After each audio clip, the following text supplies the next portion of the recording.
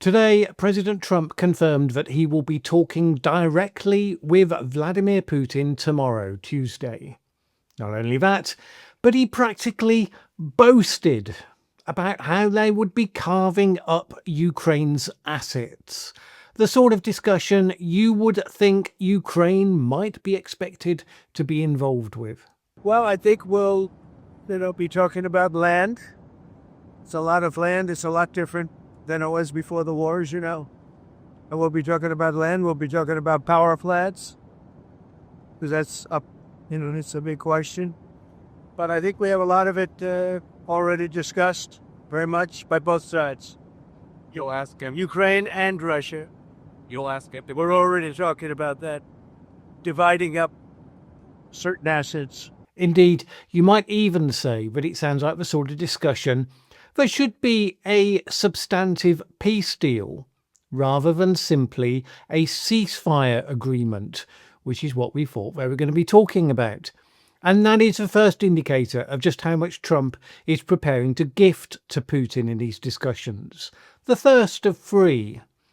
You'll recall that Putin's initial response to the ceasefire proposal was to say that a temporary pause would only benefit Ukraine, especially short term, and hence he wanted to deal with more substantive matters.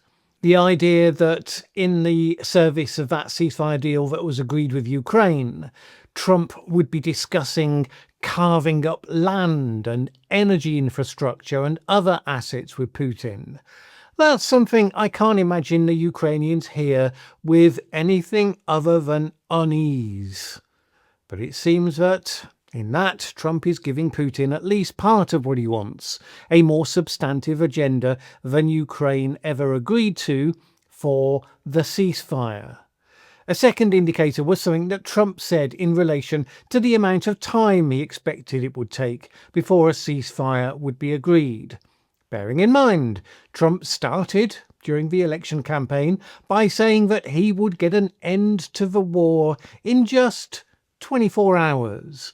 If I were president, and I say this, I will end that war in one day. It'll take 24 hours.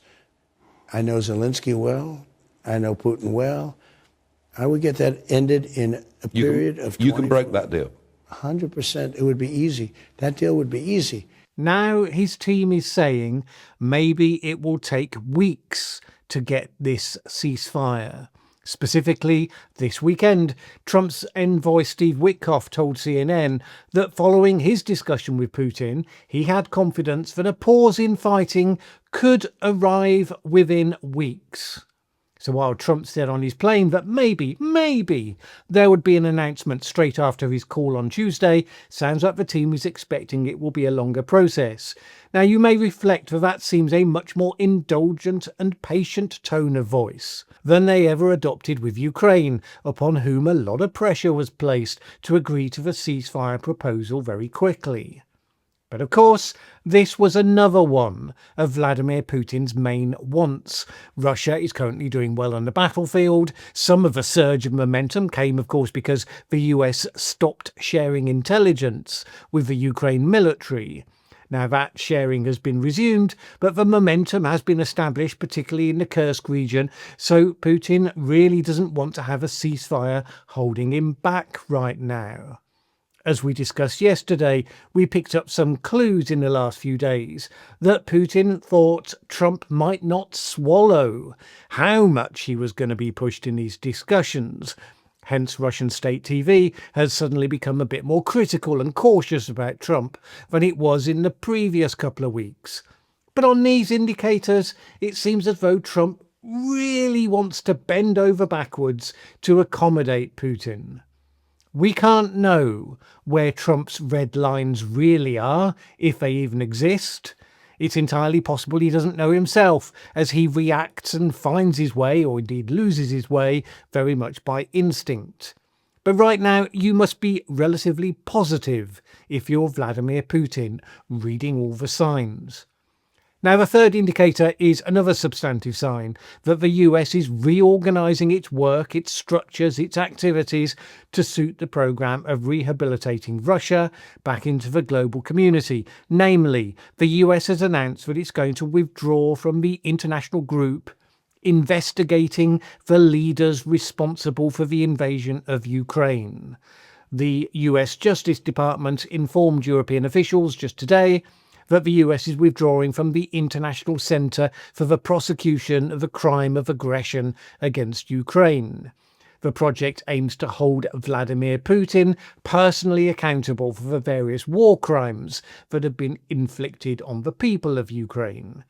Holding Vladimir accountable doesn't seem to be on Trump's to-do list, and I would suspect the remaining group, which says it remains fully committed to the work, will start to get pressure in the future to back off. The Trump Department of Justice is also reducing work done by its own War Crimes Accountability Team. No reason has been given by the Trump administration for withdrawing from the international group. You might argue that it's pretty self-evident. An open question is whether Putin, in his talks with Trump, will seek to revive the idea of a longer timescale ceasefire. The Ukrainians had initially proposed a partial ceasefire. They were negotiated towards the position of a full ceasefire, but one that was limited to 30 days. Could be renewed or extended, but nevertheless had that time limit baked in. That, if you recall previous discussions on this channel, would avoid any pressure that might be otherwise brought to bear by Russia and the Trump administration for the ceasefire to be used as an excuse to seek to force Ukraine to hold presidential elections before the main peace talks begin. It could be that Putin will argue that a ceasefire that has more substantial agreements behind it would be so much better that he would encourage the ceasefire to be agreed to a longer timescale, say 3 months. Now that's speculation, but it's the sort of thing that would make sense given what we know about his positions. We know that he's pushing for restrictions on the Ukrainians that will obstruct them from rearming, maybe even training their troops during the period of the ceasefire. If that were to be agreed by Trump, then of course the longer timescale becomes highly attractive to Putin because it would enable Russia an even longer time to regroup its own forces while slowing Ukraine from doing likewise. Add to that the possibility that a longer time limit would enable the pressure to be reapplied to Zelensky's position. That's assuming they still think he could be removed in an election. I doubt it, personally, in that scenario. I don't know whether they've changed their previous assessment on it, but it used to be the case. Now, you will say, it's all very well Trump agreeing to any of that, but it's just a complete waste of time if the Ukrainians are going to end up rejecting it. And of course, you would expect that they will reject most of the concessions that we've just discussed here. So then the question becomes, how much can the Trump administration force Ukraine into accepting? They've given them a taste of what it's like when they withdraw all support from them, the intelligence sharing and the military aid. And it's pretty clear to them by now that President Trump is not on their side. So holding out and negotiating for a better deal probably isn't going to gain them much. Instead, they will be pushed. They will be blamed for the ceasefire not coming into effect. They will be told, indeed, that they do not have the cards. That's a likely scenario. It's not the only scenario.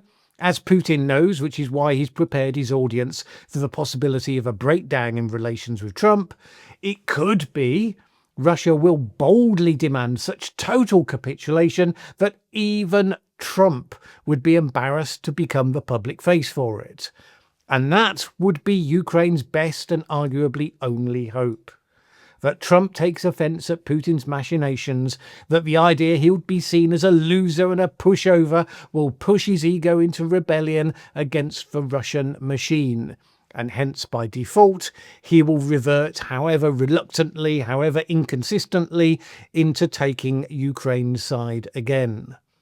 Right now, as Trump prepares to give away land and power plants and who knows what else to President Putin, it must seem like something of a desperate long-shot hope that will happen. Well, whatever else happens, it seems unlikely there will be a ceasefire this week, possibly not for some time to come.